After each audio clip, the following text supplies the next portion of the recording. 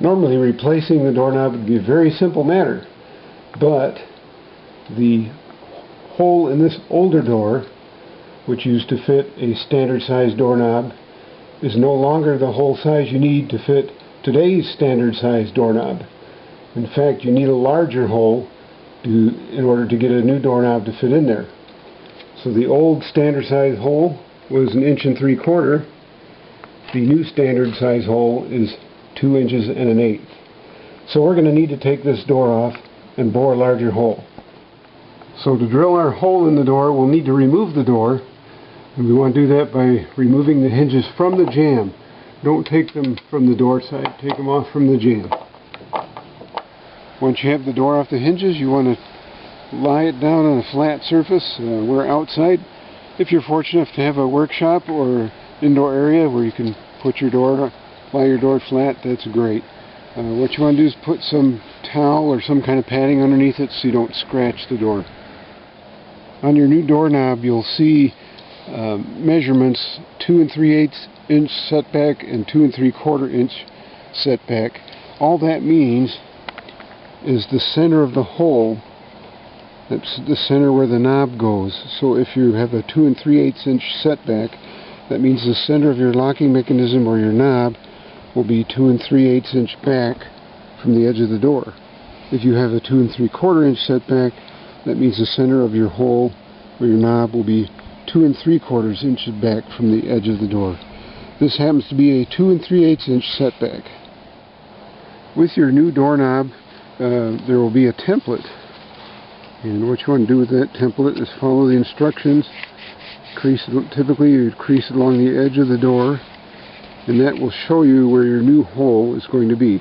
This hole here is for a 2 3/8 inch setback, which we have. The other hole that's on your template is for a 2 3/4 inch setback.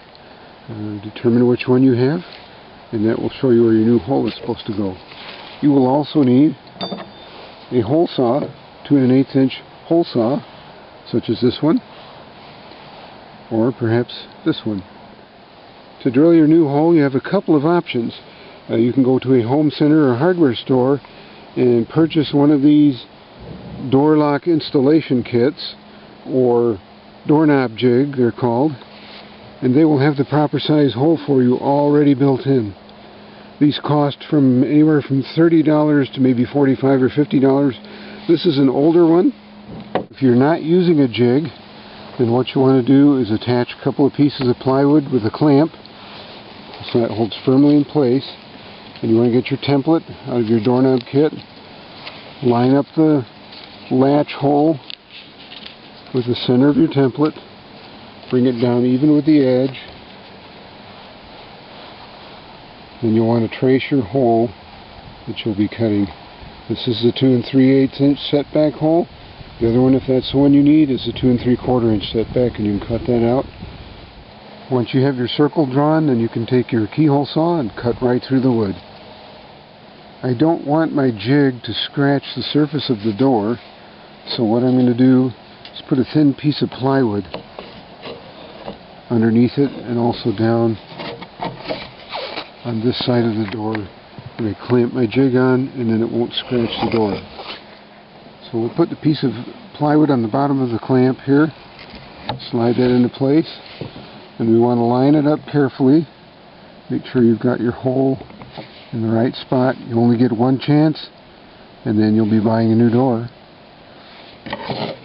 And I'll slide my other one into place, and then I will clamp it tightly.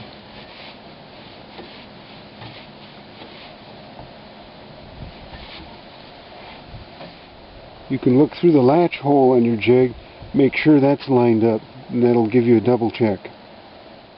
You've heard the old saying, measure twice, cut once. Well, with doors you want to measure 5 or 6 times and cut once. You want to be sure. Okay, and we're ready to drill.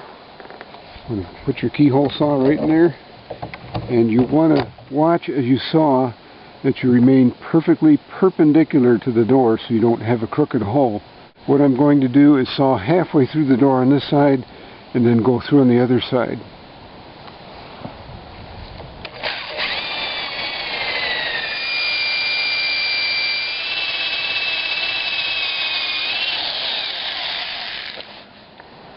Okay, we've gone about halfway through. This piece of wood here won't come out until we drill through the other side halfway, and then the core will pop out of there. Okay, once we've cut through at least half or more on the other side, we take our door jig off, turn the door over. We'll do the same from the other side. Again, we'll place a piece of plywood underneath so we don't scratch up the door. We'll put our other one here, and we want to make sure we are lined up exactly right. And we'll tighten our jig.